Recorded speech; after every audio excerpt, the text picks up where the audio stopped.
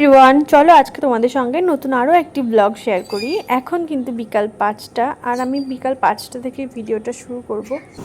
আমি একটুখানি এসেছিলাম একটু ঘুরতে, ভীষণ মুড সুইং হচ্ছিলো, আমি জানি না কেন একটু ঘুরছিলাম, তারপরে একটু এসে শুয়েছিলাম। আর সকালবেলা একটু ঘুমিয়েছিলাম, আর ঘুম থেকে ওঠার পরে তো ভীষণ খারাপ লাগে, আমার মুড অফ হয়ে যায়, তো আমার রাগ হয়, অনেক কিছু হয় ঘুম থেকে ওঠার পরে।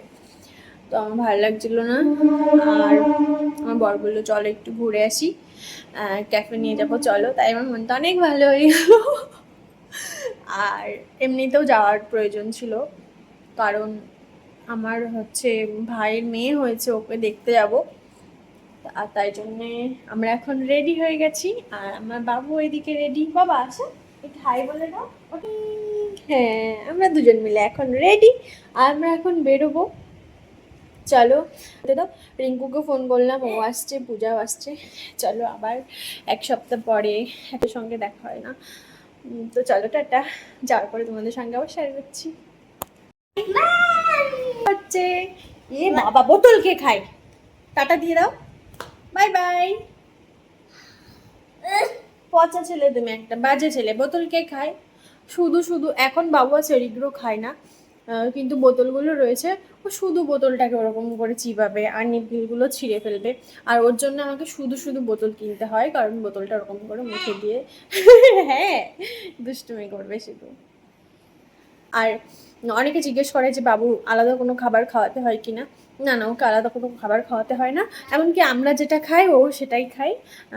আমাদের যদি কারোর কোনো কিছুতে ঝাল লাগে, ওর কোনো প্রবলেম হয় না, ও খেয়ে নেয়, ওর কোনো ব্যাপার না। ও আমরা যেটা রান্না করি সেটাই পছন্দ করে। ওর জন্য আমি আলাদা করে খাবার রান্না করে দেখেছি, ও সেটা পছন্দ করে না। তাই এ বাবা, দাঁতটা ভাঙবে এবার। আমরা এখন কোথায় যাব, কোথায় যাব, ঘুরু ঘুরু। একটু বিকাল বিকাল করে বেরিয়েছিলাম, তারপরে দেখলাম যে এখানে সব আমাদের বাবার বাড়ির পেছনটাতে এরকম পুজো হয়, দুর্গা পুজো হয়, তো প্যান্ডেলটা কিন্তু হয়ে গেছে, আর এখানে অনেক বাচ্চারা এখানে খেলাধুলো করছিল। তো ওদেরকে দেখেই কিন্তু আমার ছোটোবেলাটা আমার মনে পড়ে গেল। আমি এখানেই দেখছিলাম আর ভাবলাম একটু ক্যামেরাবন্দি করা যাক, কারণ এই জিনিসগুলো না মানে মিস করবে, ওরা মিস করবে। আমাদের স্মৃতিগুলো হয়তো মনে রয়ে গেছে, কিন্তু এরকম ক্যামেরাবন্দি হয়নি, কিন্তু ওদেরগুলো ক্যামেরাবন্দি করে রাখি, তাহলে ওরা বড় হলে আমার ব্লগটা যদি কেউ ফলো করে তাহলে দেখতে পারবে। যাই হোক, ওখান থেকে বেরিয়ে কিন্তু এই যে ক্যাফে চলে আসলাম, আর এখানে পুরো অন্ধকার অন্ধকার হয়ে গেছে, সন্ধ্যাও হয়ে গেছে। এখানে শুনু আর আবিরের সঙ্গে আমি একটু টাইম কাটাচ্ছিলাম। তো দুজনেই, আমাদের সোনু কিন্তু ভীষণ কিউট, তো আর ও কিন্তু শান্ত নয় একদমই। তো আমার কোন ভাগ্যে জানি না, আমার কোলে এইভাবে শান্ত হয়ে বসেছিল। তারপরে সবার সঙ্গে একটু টাইম কাটাবো। আর এই যে আমার দুই ক্রাইম পার্টনার, চলো এবার এদের সঙ্গে একটু সময় কাটানো যাক, আর তোমাদের সঙ্গে শেয়ার করছি। এই ওদের জন্য ক্রিসপি চিকেন বলো নি?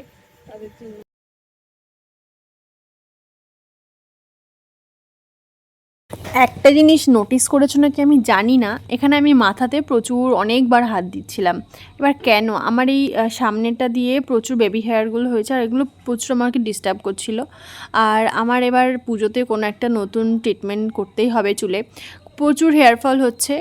আর দেখো ফাইনালি আমি চুলটা খুলেই ফেললাম, এখানে আবার অন্যরকম করে একটু চুলটা বেঁধে নিচ্ছিলাম, কারণ আমার পছন্দই হচ্ছিল না। আমি বাড়ি থেকে আসা পর্যন্ত, এখানে এসে পর্যন্ত আমি মাথা থেকে হাতটা একদমই সরাইনি, ব্লগটা ফলো করলেই বুঝতে পারবে।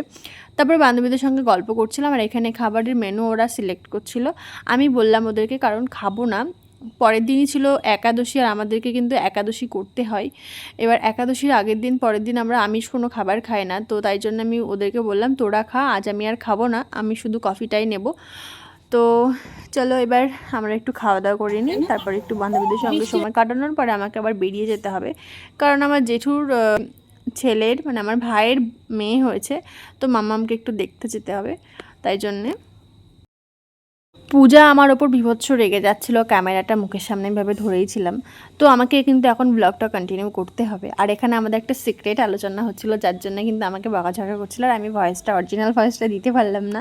তো আমরা পুজোতে কোথায় ঘুরতে যাব সেই ডিসকাসটা করছি, আর পুজোতে সেরকম কোনো প্ল্যান নেই, তাও ছোটোখাটো যেটুকু প্ল্যান হচ্ছিলো এটা সিক্রেটই থাক আর কি। প্রত্যেকের তায়ের উপরে রেখেটা ভালো তায়ের উপরে বড় মাঠে যেখানে বসলাম আমরা ওই মাঠে এবার কি একটা মন্দির ভালো টেস্টি আবে টেস্টি তুই তুলে দিবি না ক্রিসপি চিকেনটা টেস্টি না এই বছর তো অল্প খাও সেরকম এরপর বছর কোথায় হলো খাবি বেশি কিছু এখানে আমার বান্ধবী কিন্তু ভীষণ সুন্দর একটা গান গাইলো, তোমরা কিন্তু অবশ্যই জানিও কমেন্টে। তারপরে কিন্তু আমরা এখানে বাইরে বেরিয়ে আসলাম, কারণ আমাদের খাওয়া দাওয়ার মেন কোর্স কিন্তু কমপ্লিট। আর আমরা এখানে তেমন কোনো খাবার খাই না, শুধু চা আর স্ন্যাক্সটাই খাই। এখানে একটুখানি আলোচনা করার পরে আমার মুখে একটা ব্রণ হয়েছিল, তো ওটাই দেখা দেখি করছিলাম, আর ওটা নিয়ে পুজোর সামনে করে খুব চিন্তিত ছিলাম। তারপরে আমরা গল্প করার পরে বললাম যে তাড়াতাড়ি বেরিয়ে যেতে হবে, ওই জন্য আমি আর পূজা স্কুটিতে এসেছিলাম, আর আমার বর, পূজার বর আর আবির, পূজা মানে পূজার ছেলে, ওরা একটা গাড়িতে এসেছিলো। আমরা প্রত্যেকবারই এই করি, আমরা দুজন স্কুটি করে আসি। তারপরে দেখো বাড়িতে চলে এসেছি, আর আমার বাবু মা বাবার সঙ্গে এখানে সময় কাটাচ্ছিল। সময় কাটানো বলতে ওর দুষ্টুমি। তারপরে মায়ের ফোনটাতে একটু প্রবলেম হয়েছিল, ঠিক করে দিলাম। আর আমার ছেলে আমার বাবার ফোনটা পেলে আর অন্য কিচ্ছু চায় না। তারপর মাম্মার জন্য একটা গিফট কিনে নিয়েছিলাম, অনেকগুলো জামা কিনে নিয়েছিলাম, ছোট মানুষের জামা তো অনেকগুলো জামা হয়েছিল, তোমাদের সঙ্গে সেগুলো শেয়ার করতে পারলাম না। তারপরে এই যে ও কিন্তু গতকাল এসেছে বাড়িতে, আর আমি ওকে আজই দেখতে চলে এসেছি, যেহেতু বড় পিসি বলে কথা, আমি কিন্তু ওর বড় পিসি, আর আমি পিসি হয়ে গেছি। এটা কিন্তু আমার কাছে খুব একটা আনন্দের ব্যাপার। তো আমার এই যে মাম্মাকে তোমাদের সঙ্গে দেখাচ্ছি, খুব কিউট হয়েছে মাম্মাম কিন্তু। আর আমার দিকে না ড্যাব ড্যাব করে তাকিয়েছিল বড় হয়ে। তারপরে এখানে কিন্তু মাম্মামকে দেখে আসার পরে বাড়িতে চলেও এসেছি, আটা মেখে সবজি কেটে সবজি আর রুটি এখানে বসিয়েও দিয়েছি।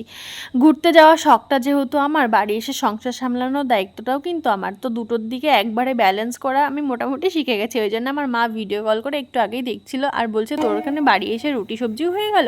আমি বললাম হ্যাঁ, এখন কি করবো, আমাকে তো করতেই হবে, আর টাইমের মধ্যে আমাকে করতে হবে। তো আমি না ভীষণ টাইম মেনটেন শিখে গেছি এখন, আর আমি সব কিছু টাইমের মধ্যে করার চেষ্টা করি।